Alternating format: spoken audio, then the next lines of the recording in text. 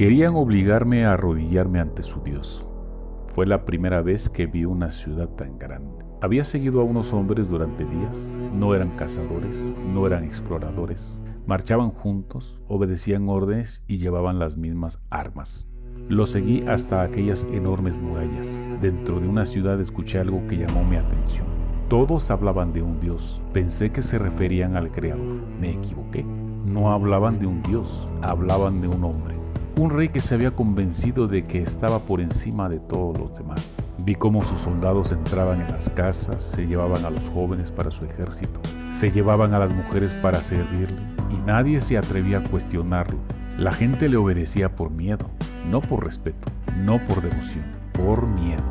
Más tarde lo vi, lo transportaban sobre un gran trono mientras la multitud se arrodillaba a su paso. Yo permanecí de pie, entonces me señalaron. Los guardias se acercaron. Arrodíllate ante tu Dios. Miré al hombre sentado sobre aquel trono, pero aquel no era mi Dios. Los guardias avanzaron, esta vez no hablaron. Se abalanzaron sobre mí con espadas y lanzas. Entonces apareció la espada y empezaron a caer uno tras otro. La plaza se llenó de gritos. Los soldados que habían obligado a tantos a obedecer ahora retrocedían aterrados. El rey observaba sin comprender lo que estaba ocurriendo. ¡Mátenlo!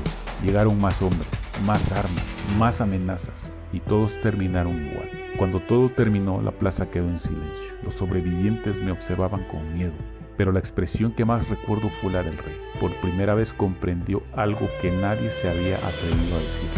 No era un Dios.